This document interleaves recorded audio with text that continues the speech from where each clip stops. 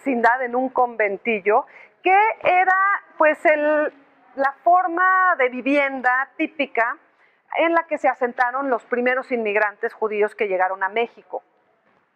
Este tipo de vivienda fue pues muy interesante porque aquí tenían vecinos que no eran judíos. Entonces, a lo mejor los del 1 eran judíos y los del 2 eran libaneses y los de enfrente eran chiapanecos que emigraron a la ciudad y los del fondo, aquí hay otro patio, era gente católica que siempre crecieron en el centro y así se dieron las relaciones entre los judíos que fueron aprendiendo las rondas, los cantos, las tradiciones, las costumbres.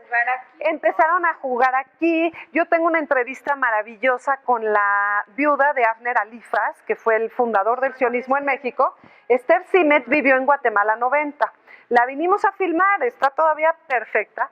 Y dice, yo fui muy afortunada de crecer en una vecindad, porque a diferencia de muchos de mis compañeritos del colegio israelita que crecieron en un departamento, dice, yo les enseñé las rondas mexicanas porque yo vivía en la vecindad.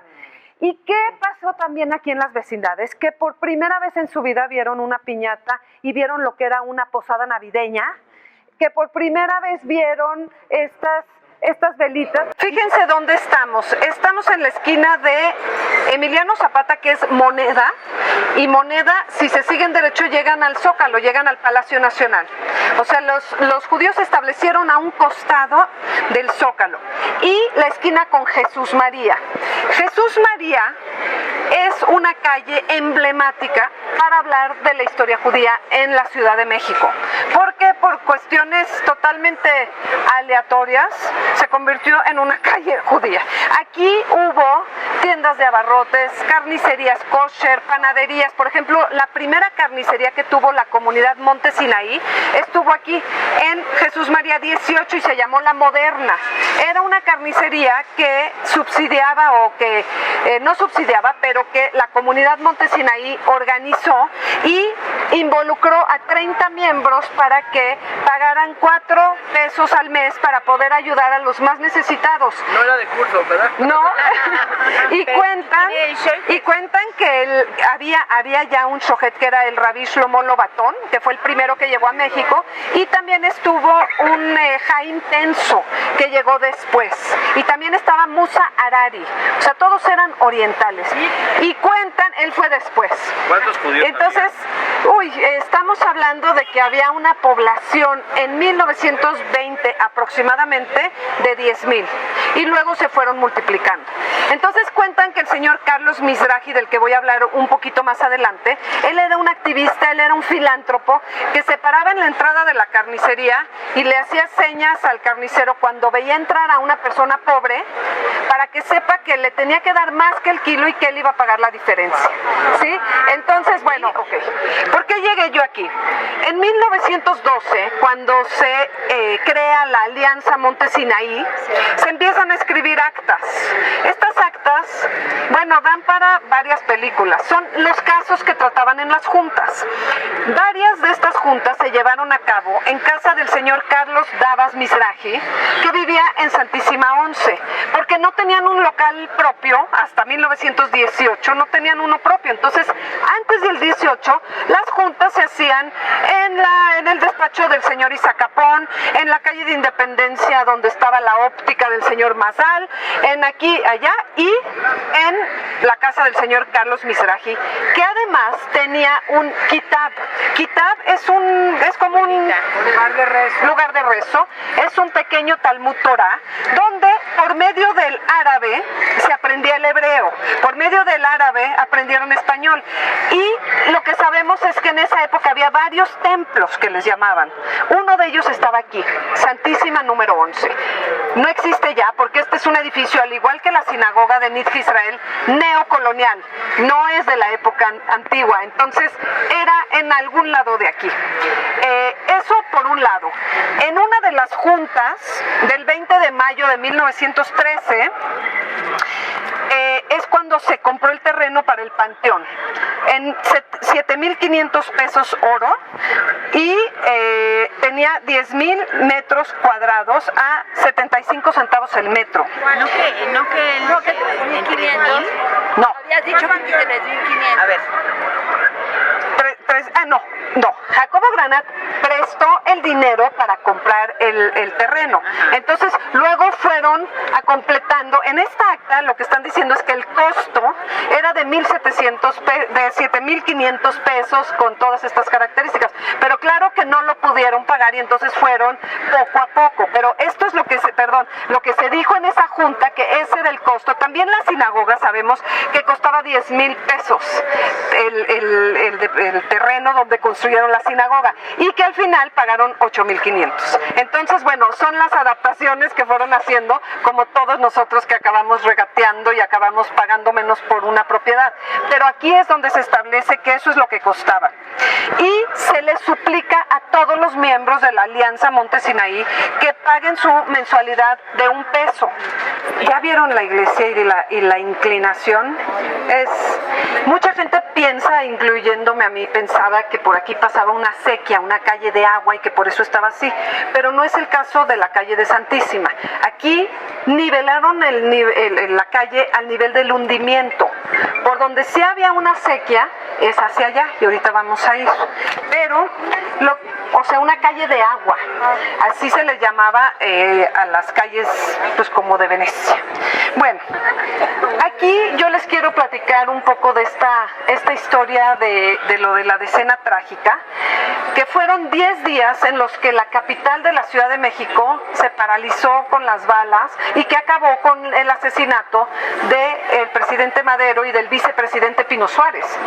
Pero la ciudad pues seguía su curso y la gente estaba desesperada y dicen que había 1 hora al día en la que se cesaban las hostilidades para que pudieran ir por víveres.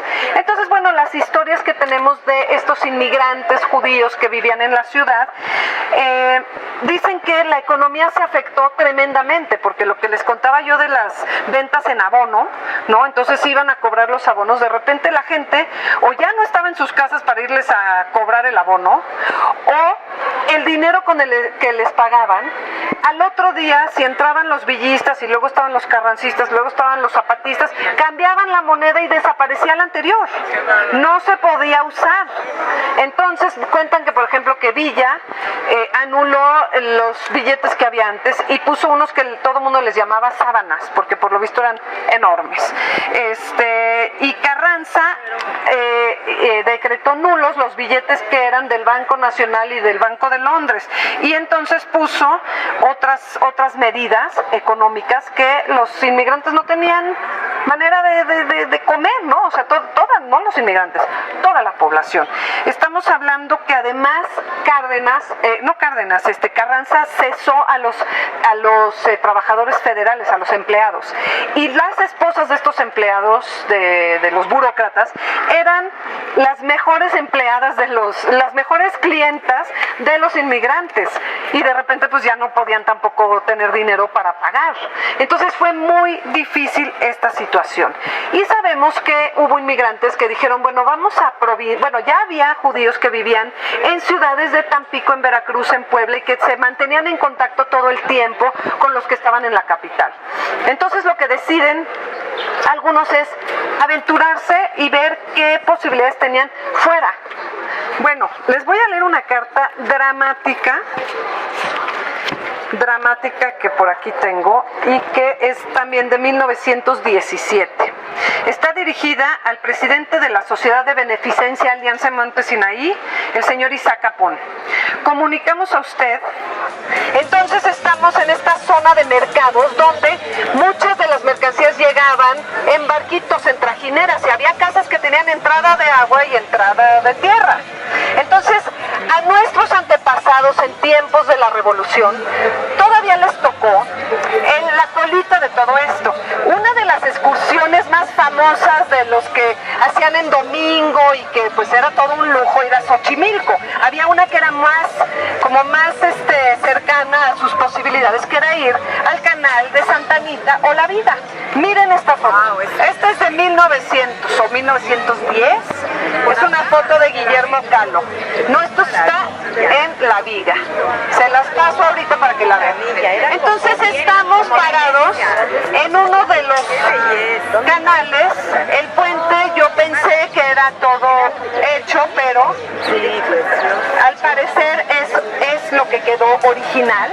Y luego cegaron porque también nos suena como muy romántico lo de las calles de agua. Yo leí en un artículo que era un muladar que apestaba, que se orinaban, que tiraban basura, hasta que tuvieron que cegar. ¿Sí?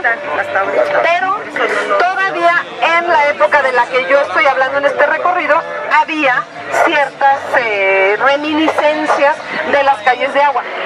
Esto que cuenta el señor Isaac Dava es un relato precioso de cómo llegaron de Veracruz a la Ciudad de México en un tren que tardó 14 horas. Llegando a la Ciudad de México, llegaron a la estación de Buenavista y en Buenavista tomaron una calandria, o sea, una carreta de caballos que los dejó aquí porque no pasaba al callejón de Manzanares, a donde llegaron a vivir la primera vivienda. Luego estuvieron aquí en Acequia número 9. Entonces, no Acequia, ¿cómo se llama? No importa, Alhóndiga. Entonces lo que él cuenta es que aquí se bajaron y cargaron todos sus tambaches y se fueron a la vivienda. La vivienda ya no creo que exista porque él no pone el número, pero pone que enfrente estaba un mesón de no muy buena fama. Entonces vamos a ver dónde estaba porque ya no existe tampoco. Me detengo aquí frente a una cerería muy antigua, es de los primeros comercios de México, para contarles otra historia que relata este señor Isaac Dava. La verdad es que su libro para mí es un tesoro porque pues nos da luz de historias que nadie más realmente contó. Entonces, y lo que yo creo es que él está platicando historias personales que se aplican a la colectividad, porque era lo que estaba pasando. Él iba a la escuela, como les dije, a la escuela pública en la calle de Acequia. Cuenta que ahí su situación cuando entró, a los 3 días que llegó a México, fue muy difícil porque, dice, teníamos la sensación del sordomudo. Sordo porque todo lo que me decían no entendía, y mudo porque no me podía expresar. Que una vez les dijeron que les iban a hacer un dictado, y entonces le dijo, ¿qué es un dictado? Todo lo que diga el maestro tú apuntas. Entonces, ¿qué dijo? Mi mamá me mima, punto y aparte, y ahí estaba, punto y aparte, y cosas así. Seguramente los bulleaban, hablaban raro, no decían la P, decían la B, luego les decían paisanos, etcétera. Entonces, que un día, cuando vio en 1915, la situación se volvió sumamente complicada. Y entonces dijo, voy por mis cosas a la escuela, estaba en primaria, y me voy a trabajar porque tengo que ayudar a mi familia. Y entonces era diciembre y él empezó a ver que algo que se estaba vendiendo eran las velitas para las posadas. Entonces fue a una despachadora de velas, que a lo mejor era esta, él no da el nombre, pero esta es de las más antiguas, y que consiguió dinero aquí y allá, hizo una inversión y se las fue arreglando de cómo lo iba a pagar, pero las 1000 cajas que compró de entrada no le duraron las 2 semanas que pensó que le iban a durar para regresar por más. Se dio cuenta que era un muy buen negocio, así como había paisanos nuestros que vendían estampitas de santos en las calles, y que varias aquí tenemos esa experiencia. Bueno, él empezó a vender productos para iglesias, pero en diciembre vio que era un muy buen negocio, y entonces luego fue por más, y luego abrió él una cerería y luego hizo una fábrica. Entonces era una persona muy emprendedora que le dio de comer a su familia. El señor Dava. El señor Dava. Y bueno, Isaac, y su segundo apellido es Askenazi. Entonces, bueno, lo que él dice también es que mucha gente era, ¿cómo se llama?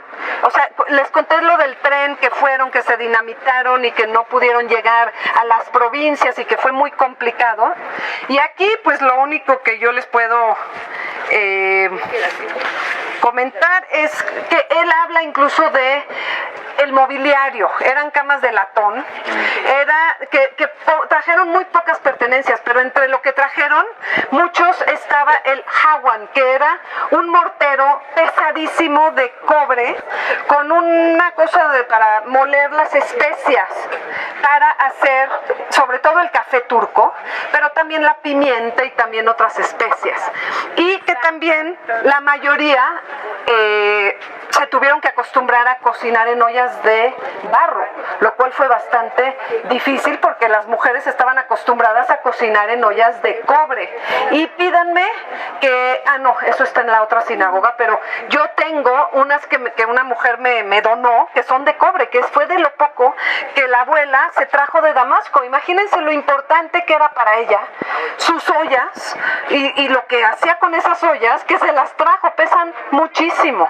Entonces, bueno, lo que sabemos, dejen pasar, porfis, a ver si se puede, es que aquí la vida era simple, era sencilla, era muy de visitarse unos a los otros, de armar la jugada del vagamon, de tomar el café, de celebrar las fiestas visitándose primero a los mayores y luego a los menores, se regresaban la visita, y así transcurría el tiempo durante estos años convulsionados, pero donde la familia y donde toda esta esperanza de poder tener una nueva vida era muy importante y era muy valiosa. Entonces, yo quisiera concluir ya en la sinagoga, pero es todo el camino de regreso, ya no me voy a detener, pero pues vayan disfrutando porque la zona es fantástica, no es la que aparece en las guías turísticas y yo creo que debería, porque realmente es una zona muy llena de vida, de vida mexicana, de vida